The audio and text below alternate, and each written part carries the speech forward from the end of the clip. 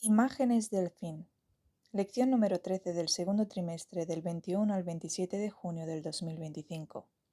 Sábado por la tarde, 21 de junio. Para memorizar. Y él les respondió: Soy hebreo y temo a Jehová, Dios de los cielos, que hizo el mar y la tierra. Jonás capítulo 1 versículo 9. Al unir un eslabón con otro en la cadena de los acontecimientos, desde la eternidad pasada a la eternidad futura, las profecías que el gran Yo Soy dio en su palabra nos dicen dónde estamos hoy en la procesión de los siglos y lo que puede esperarse en el tiempo futuro. Todo lo que la profecía predijo como habiendo de acontecer hasta el momento actual se lee cumplido en las páginas de la historia, y podemos tener la seguridad de que todo lo que falta por cumplir se realizará en su orden. Profetas y Reyes, página 393, párrafo 4. Hoy, las señales de los tiempos declaran que estamos en el umbral de acontecimientos grandes y solemnes. En nuestro mundo, todo está en agitación. Ante nuestros ojos se cumple la profecía por la cual el Salvador anunció los acontecimientos que habían de preceder su venida. Y oiréis guerras y rumores de guerras, se levantará nación contra nación y reino contra reino, y habrá pestilencias, hambres y terremotos por los lugares. Mateo capítulo 24 versículos 6 y 7. Profetas y Reyes, página 394, párrafo 1. El momento actual es de interés abrumador para todos los que viven. Los gobernantes y los estadistas, los hombres que ocupan puestos de confianza y autoridad, los hombres y mujeres pensadores de todas las clases, tienen la atención fijada en los acontecimientos que se producen en derredor nuestro. Observan las relaciones que existen entre las naciones, observan la intensidad que se apodera de todo elemento terrenal y reconocen que algo grande y decisivo está por acontecer, que el mundo se encuentra en víspera de una crisis estupenda. Profetas y Reyes, página 394, párrafo 2. La Biblia, y tan solo la Biblia, presenta una visión correcta de estas cosas. En ella se revelan las grandes escenas finales de la historia de nuestro mundo. Acontecimientos que ya se anuncian y cuya aproximación hace temblar la tierra y desfallecer de temor los corazones de los hombres. Profetas y Reyes, página 394, párrafo 3. Domingo, 22 de junio. El profeta renuente. Lee Mateo capítulo 12, versículos 38 al 42. ¿A qué partes de la historia de Jonás se refiere Jesús cuando se dirige a los escribas y los fariseos? ¿Qué lecciones acerca del juicio hay en su declaración? Consecuentemente, Jesús fue arrestado el jueves temprano en la mañana, enjuiciado ante Anás, cuando aún era de noche. Juan capítulo 18, versículo 13. Llevado ante Caifás en una asamblea del Sanedrín, juicio legal. Al amanecer, en Mateos capítulo 26, versículo 57, Mateos capítulo 27, versículo 1. Luego, ante Pilatos, el viernes antes del amanecer, cerca de la hora sexta. Juan capítulo 19, versículo 14. Ante Herodes, Lucas capítulo 23, versículo 7. Luego de regreso a Pilatos, Lucas capítulo 23, versículo 11. Y finalmente fue crucificado en la mañana del mismo día, cerca de la hora tercera. Marcos capítulo 15, versículo 25. 9 a.m. de la hora actual. Este registro de periodos muestra que su captura, sus juicios y su crucifixión fueron prearregladas cuidadosamente e ingeniosamente para que sucediera en la noche y temprano por la mañana, para prevenir cualquier levantamiento, pues ellos temían al pueblo. Lucas capítulo 20, versículo 19. Que él permaneció en la tumba 2 noches y resucitó el domingo, que 3 días y 3 noches es el tiempo desde su primer juicio legal hasta su resurrección, que el corazón de la tierra ha sido interpretado erróneamente por querer decir la tumba, cuando es, en vez de eso, es decir, como la experiencia de Jonás muestra, el encarcelamiento simbólico de Cristo a manos de pecadores y en la tumba.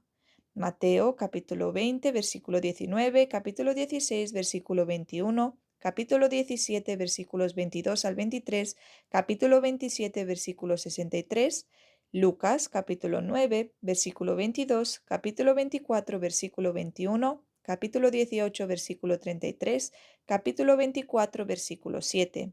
De esta manera está escrito así: y se hizo necesario que Cristo sufriera y resucitara de los muertos al tercer día. Lucas capítulo 24, versículo 46, que la señal de los 3 días y las 3 noches se cumplieron literalmente desde el jueves en la mañana, el tiempo de su juicio legal, hasta el domingo cuando él resucitó. Que el Cordero Pascual, el cual estaba por ser sacrificado cuando Jesús estaba en la cruz, no fue ese que fue sacrificado en el primer día de la semana de la Pascua, el día 14 del mes, sino el que fue sacrificado el 16, el segundo día de las fiestas. Todas estas conclusiones están establecidas firmemente en las evidencias establecidas aquí con sencillez. No, querido lector, en fábulas o en traducciones desconocidas por usted o en los así llamados manuscritos originales, los cuales usted mismo no puede leer y de los cuales usted no tiene accesibilidad y los cuales algunos ni siquiera existen. Durante su ministerio terrenal, Cristo se refirió al bien realizado por la predicación de Jonás en Nínive y comparó a los habitantes de aquel centro pagano con el pueblo que profesaba pertenecer a Dios en su época. Declaró: los hombres de Nínive se levantarán en el juicio con esta generación y la condenarán, porque ellos se arrepintieron a la predicación de Jonás, y he aquí más que Jonás en este lugar. Mateo capítulo 12, versículo 40 y 41. En el mundo atareado, dominado por el bullicio y las alteraciones del comercio, donde los hombres procuraban obtener todo lo que podían para sí, había venido Cristo, y sobre la confusión su voz como trompeta de Dios se oyó decir: ¿qué aprovechará al hombre si granjeare todo el mundo y perdiere su alma?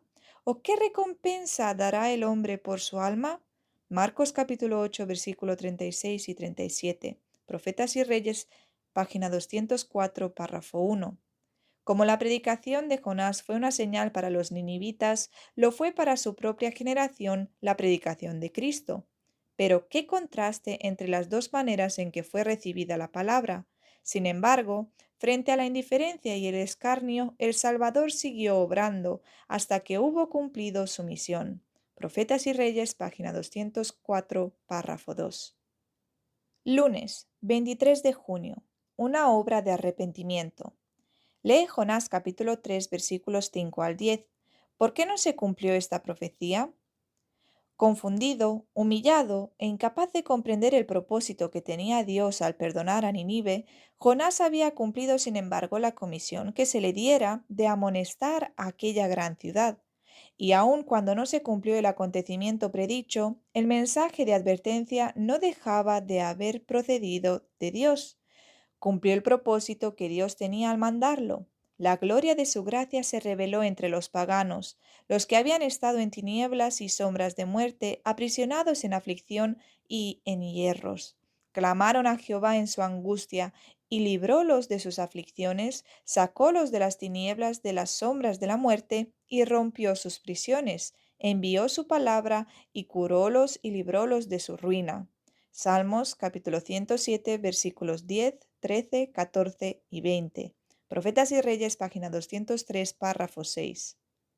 Nuestro Dios es un Dios de misericordia. Trata a los transgresores de su ley con longanimidad y tierna compasión. Sin embargo, en esta época nuestra, cuando hombres y mujeres tienen tanta oportunidad de familiarizarse con la ley divina, según se revela en la Sagrada Escritura, el gran príncipe del universo no puede contemplar con satisfacción las ciudades impías donde reinan la violencia y el crimen. Se está acercando rápidamente el momento en que se acabará la tolerancia de Dios hacia aquellos que persisten en la desobediencia. Profetas y Reyes, página 205, párrafo 3. ¿Debieran los hombres sorprenderse si se produce un cambio repentino e inesperado en el trato del gobernante supremo con los habitantes de un mundo caído? ¿Debieran sorprenderse cuando el castigo sigue a la transgresión y al aumento de los crímenes?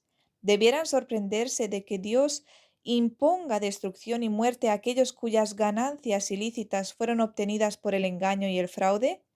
A pesar de que, a medida que avanzaban, les era posible saber más acerca de los requerimientos de Dios, muchos se han negado a reconocer el gobierno de Jehová y han preferido permanecer bajo la negra bandera del iniciador de toda rebelión contra el gobierno del cielo. Profetas y Reyes, página 206, párrafo 1. La tolerancia de Dios ha sido muy grande, tan grande que cuando consideramos el continuo desprecio manifestado hacia sus santos mandamientos nos asombramos.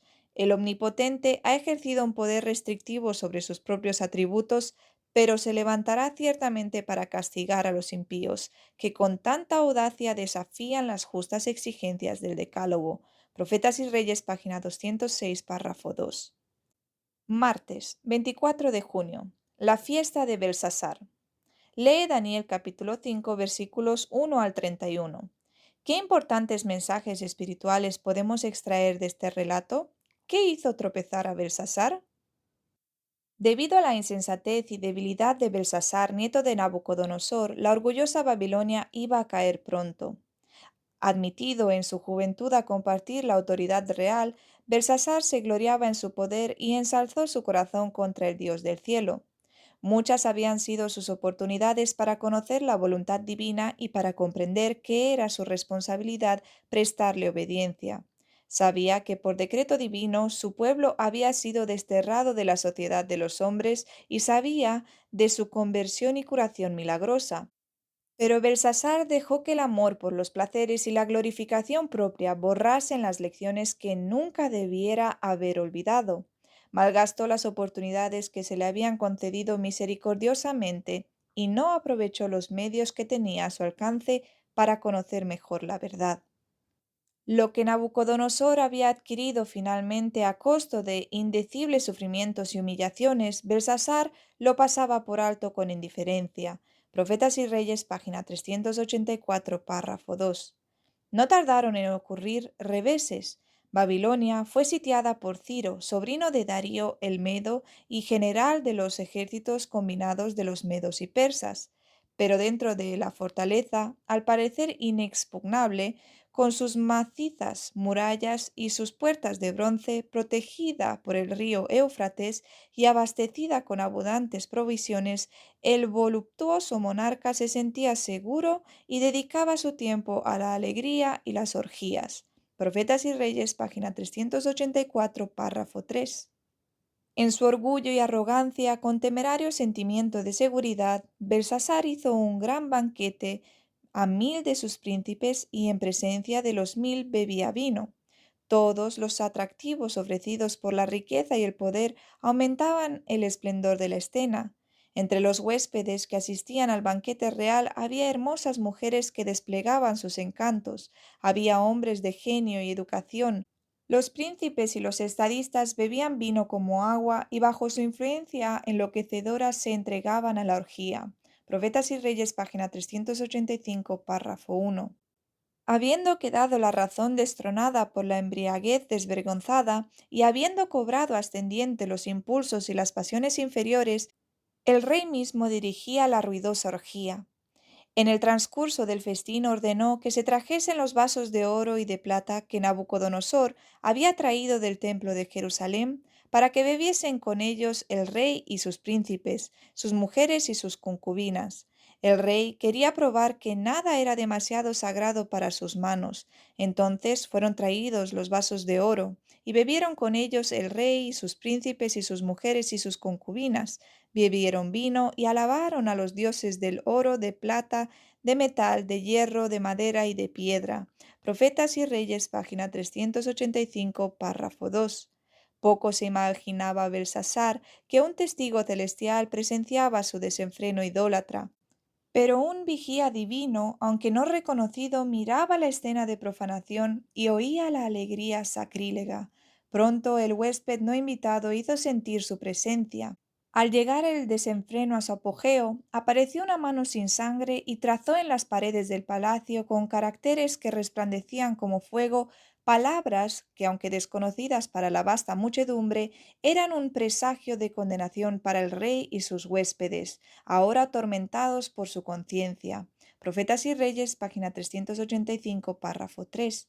Acallada quedó la ruidosa alegría mientras que hombres y mujeres dominados por un terror sin nombre miraban cómo la mano trazaba lentamente los caracteres misteriosos.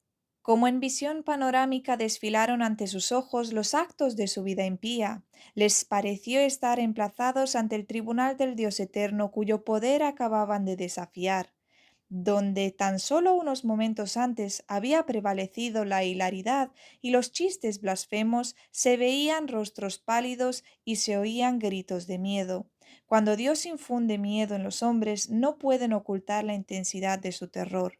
Profetas y Reyes, página 386, párrafo 1. Miércoles 25 de junio. El secamiento del Éufrates. Lee Daniel capítulo 5 versículos 18 al 31 y Apocalipsis capítulo 16 versículos 12 al 19. ¿Qué paralelismos encuentras entre algunas de las plagas del Apocalipsis y la historia de la caída de Babilonia?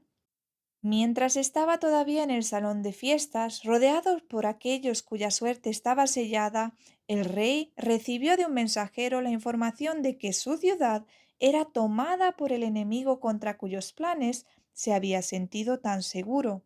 Los vados fueron tomados y consternáronse los hombres de guerra. Jeremías capítulo 51 versículo 31 y 32. Aun mientras él y sus nobles bebían de los vasos sagrados de Jehová y alababan a sus dioses de plata y de oro, los medos y persas, habiendo desviado el curso del Éufrates, penetraban en el corazón de la ciudad desprevenida. El ejército de Ciro estaba ya al pie de las murallas del palacio. La ciudad se había llenado de soldados enemigos, como de langostas, versículo 14, y sus gritos de triunfo podrían oírse sobre los clamores desesperados de los asombrados disolutos. Profetas y Reyes, página 389, párrafo 5. La ciudad, capital de la antigua Babilonia, estaba edificada en ambos lados del Éufrates, dividiendo así la ciudad en dos partes. También el río era la fuente de agua que suplía un punto fortificado alrededor de la ciudad. Así los antiguos babilonios fueron los primeros que edificaron sobre las riberas del Éufrates y porque la aplicación original debe conectarse a los fundadores originales allí, el gran río Éufrates surge como un tipo de las aguas donde la ramera se sienta. Apocalipsis capítulo 17, versículo 15. La moderna Babilonia. Y esta verdad importante es amplificada por el hecho de que la antigua ciudad, Babilonia, no existe ahora, mientras la profecía señala una Babilonia hoy. Ahora, para que haya una Babilonia moderna, necesariamente debe haber una repetición hoy de las condiciones y eventos que esencialmente caracterizan a la antigua Babilonia en su conexión con el pueblo de Dios. Por consiguiente, la cautividad en Babilonia, el tipo, Jeremías capítulo 29, versículo 10, debe encontrar su paralelo en Babilonia, el antitipo. Muy obviamente, por lo tanto, los ángeles que están atados en el gran río Éufrates deben ser símbolos de la iglesia cristiana durante el periodo de su cautividad en la antitípica Babilonia, la gran ciudad surgiendo después del tiempo de Juan. Además, la declaración hecha por la voz del altar de oro desata a los cuatro ángeles que están atados, conclusivamente muestra que cuando la voz habló, la iglesia, los ángeles, ya estaba en cautividad y había de ser desatada. La ejecución de la orden desata a los cuatro ángeles, significando libertar la iglesia de su cautividad en Babilonia, resultó en su liberación de su larga esclavitud a la tiranía del gobierno iglesia-estado. Y la Biblia fue restaurada al pueblo de Dios para que pudieran estudiar y adorar en temor y en favor de ningún hombre, y en responsabilidad únicamente a sus conciencias y a su Dios. En la consecuente disolución de la unión Iglesia-Estado, los cuatro ángeles fueron desatados.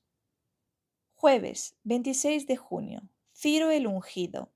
Lee Segunda de Crónicas, capítulo 36, versículos 22 y 23. ¿En qué se parece la historia de Ciro y la de Nabucodonosor? ¿En qué difieren? ¿Cuál es la importancia del decreto? ¿Cómo influyó en la primera venida de Jesús siglos más tarde? La llegada del ejército de Ciro ante los muros de Babilonia fue para los judíos un indicio de que se acercaba su liberación del cautiverio. Más de un siglo antes del nacimiento de Ciro, la inspiración lo había mencionado por nombre y dejado registrado que iba a hacer tomar la ciudad de Babilonia del imprevisto, y al preparar el terreno para liberar a los hijos del cautiverio. Por Isaías había sido expresado. Profetas y Reyes, página 404, párrafo 1. Ciro es mi pastor y cumplirá todo lo que yo quiero, en diciendo a Jerusalén serás edificada y al templo serás fundado. Yo lo desperté en justicia y enderezaré todos sus caminos. Él edificará mi ciudad y soltará a mis cautivos no por precio ni por dones, dice Jehová de los ejércitos. Isaías capítulo 44, versículo 28. Isaías capítulo 45, versículo 13. Profetas y Reyes, página 404, párrafo 4. Ciro, bajo cuyo mandato el ejército medo-persa marchó a Babilonia, aún no había nacido cuando el profeta Isaías escribió de él. Pero Dios recordó su promesa y cuando Belsasar se sintió perfectamente seguro en la noche de borrachera y libertinaje fatal, Dios abrió ante Ciro las puertas de 2 hojas e hizo posible la captura del reino. Allí los medos y los persas encontraron a Daniel y sus compañeros, quienes llamaron la atención de Ciro a las escrituras, las cuales no solo predecían su victoria, sino también su nombre. Habiendo visto y sentido el poder de Dios, Ciro fue movido a decretar. Esdras capítulo 1 versículos 2 al 11.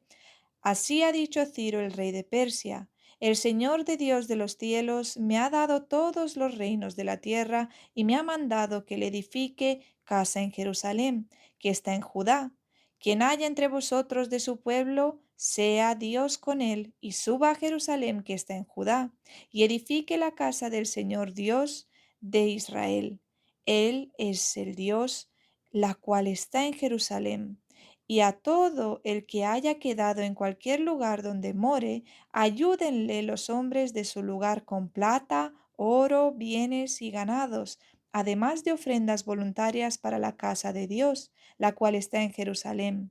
Entonces se levantaron los jefes de las casas paternas de Judá y Benjamín, y los sacerdotes y levitas, todos aquellos cuyo espíritu despertó Dios para subir a edificar la casa del Señor, la cual está en Jerusalén.